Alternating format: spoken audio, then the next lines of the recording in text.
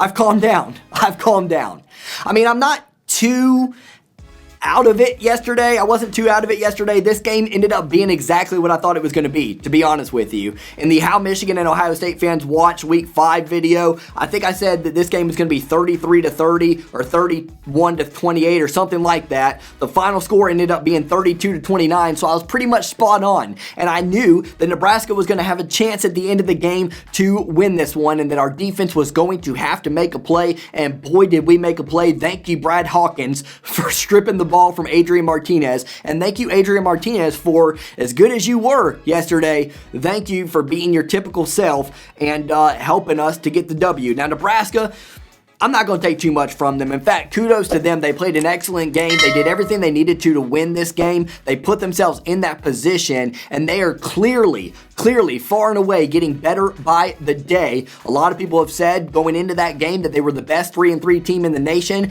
and to be honest with you, I can't argue with that. Some people even said they were the best unranked team in the nation, and if Texas A&M didn't get that win yesterday over Alabama, I could probably even argue that as well. They played a hell of a game. They were good all throughout, and they had a good game plan in general. The RPO, that is, I started realizing throughout the week, I'm like, and I picked Nebraska to cover.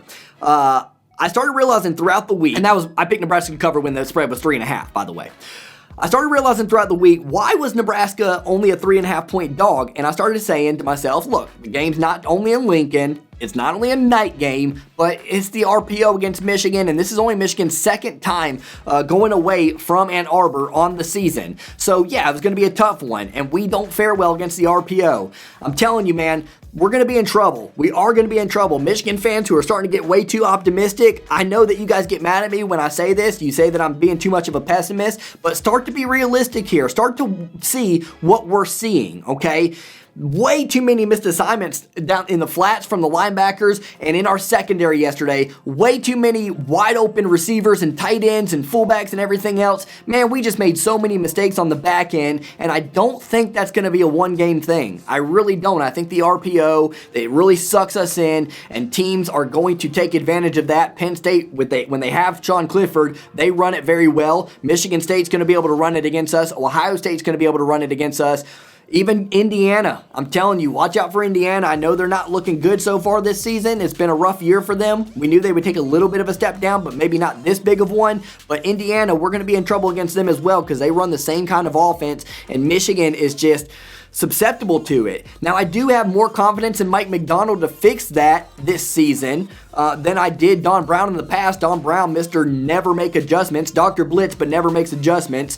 I have more faith in Mike Macdonald to do that. So let's see if he can make some changes. Good thing we don't play Ohio State till the last week of the season, and good thing we got Northwestern next, because that gives us some time to work on it before we get to Michigan State on October 30th, which is going to be a huge day for the Big Ten. We got Michigan State. Ohio State has Penn State. All right, so Adrian Martinez yesterday, 18 for 28 for 291 yards, 3 touchdowns and 1 interception. And then running the ball, he had 8 for 38 for 1 touchdown. Against the run, we gave up 4.4 yards per carry. We were averaging 3.3 yards per carry as a defensive front going into this game. So we really did too much, gave up too much, to be honest with you, by ground. I know 4.4, it doesn't sound horrendous. It's not good, but it doesn't sound horrendous. But when you're looking at our 3.3 average, we need to get a lot closer to that, because you can't do both. You can't give up almost 300 yards by air to Adrian Martinez as well as give up 4.4 yards per carry against the ground attack. It's a big reason why Nebraska really figured things out in the second half and worked their way into this game and almost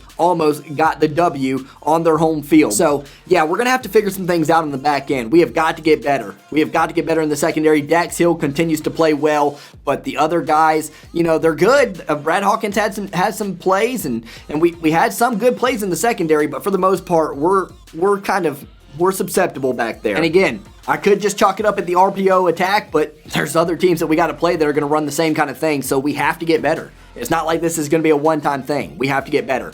Offensively, let's talk that. So many points left off the board. So many points. Man, this is where people are so hard and critical of Harbaugh. So you got the win against Nebraska, a good improving Nebraska team in Lincoln. Great win. I'll take it. I would take it over what happened to Alabama yesterday and what's happened to other teams. We are one of 12 undefeated teams right now in college football. So we'll take it, man. You got to count your blessings. W. I like it. I like it. But listen, these goal line carries and stuff like that end up being field goals because you're getting too conservative. If you're going to be conservative, if you're at the 1 yard line and you're going to be conservative, you better find a Ben Mason or a Khalid Hill to run that fullback dive so that you don't lose any yardage on carries and stuff like that. And you don't make it difficult for yourself to get in. I know Hassan Haskins, he's got that jump over play that he likes to do, and sometimes that's, if Cade McNamara didn't fall on the ground yesterday, that was a touchdown. I get it. But man, if you're going to be conservative like that, it's got to be a fullback dive or a quarterback sneak from first and goal on.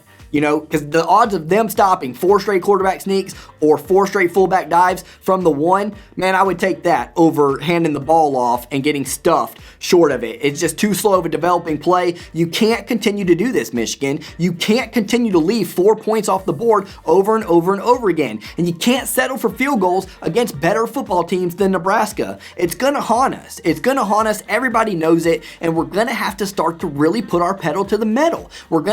We were up 13-0 at the half. There's no reason why they should have come back in the second half, but there's also no reason why it only should have been 13-0 at the half. It should have been 20-0, at least. And I know people think all the time, man, or 21-0 or whatever. I know people think all the time, man, you're getting too picky. Just take the win. Some other teams aren't so fortunate. Yeah, I get it, guys, but you know, good is the enemy of greatness, okay? Good is the enemy of greatness. I don't want to strive as a Michigan fan, and as a Michigan fan, you shouldn't want to strive to be good and to be improved. That's great, that's fine, but good is the enemy of greatness. You should want to be great. You should want to say, well, we're going to have to get better in this area, and this area if we're going to beat Michigan State at their place, Penn State at their place, Ohio State at our place. And staying on that topic, when you're talking Cade McNamara, he's good. He's good, but J.J. McCarthy has a chance to be great. So me and my boy Mark C. and a few others, man, we're starting to wonder. Like, Cade, I mean, he did a lot of good things yesterday. Don't get me wrong, but again, it's just another kind of so-so performance, and this time he did turn the ball over against Nebraska's defense, a bad turnover as well. So it's like, I don't know, man. I don't know. You start to think, like, you know, when might we think about pulling the trigger? Or is Jim Harbaugh brave enough to pull the trigger?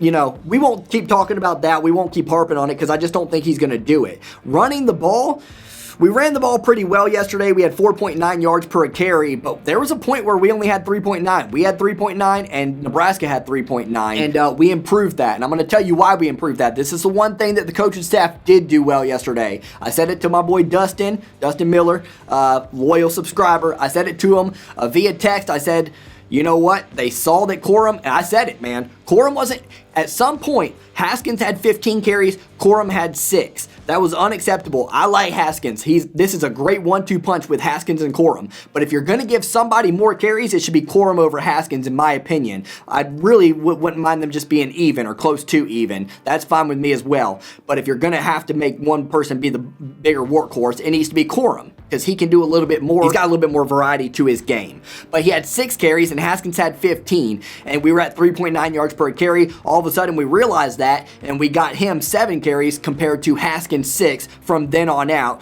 Corum ended up with 6.8 yards per carry and 89 yards. Haskins ended up with 123 and 2 touchdowns.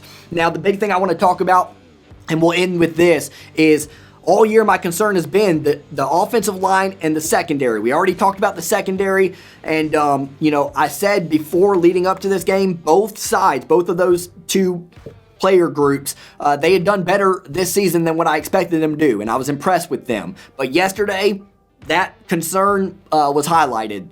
Those were the 2 weaknesses of our team yesterday, for sure. Offensive line, we weren't getting the ball moving. We could not get the run game going at all. And then finally, to Michigan's credit, they wore Nebraska's defensive line down, and we turned that 3.9 yards per carry into 4.9 pretty much in the last quarter alone. So kudos to them. Michigan really tired out Nebraska and was the bigger, stronger, more stamina-filled team in the long run. And the defense did just enough, created the turnover late down the stretch. We got to get better. We got to get better in those two position groups. I said it in the Ohio State video that I just released, the reaction video for the Maryland game.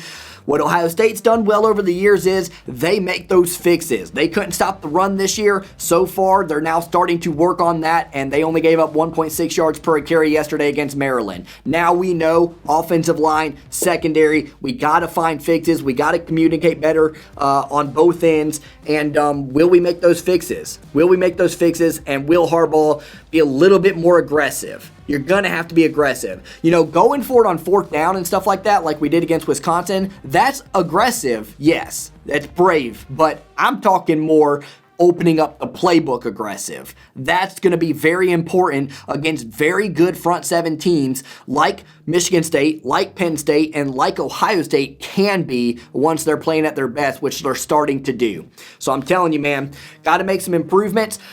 I don't want to sound too negative, but you guys know I'm a realistic Michigan fan. So Dustin wants to know if I'm changing it from 9-3 to 10-2. I'm getting close, man. I'm getting close. I think we're going to, if Clifford's healthy, I think we'll for sure lose against Penn State. And I just don't see us getting by Ohio State with that secondary of ours versus their receivers. I think there's going to be too many plays given up down the field. We're going to be in trouble there. So I'm getting close to saying 10-2. I just will say that for sure on the week of the Michigan State game, because right now I think that's a toss-up completely. But hey, let's stop talking negatively. We got the win. We did get the W. Again, we're one of 12 undefeated teams this year. And if you'd have told me that we were just that going into this week, I would have taken it all day, every day compared to the 2-4 season that we had last year. So we're far and away better than what we were last year. Let's continue to improve, not just from last year, but from yesterday.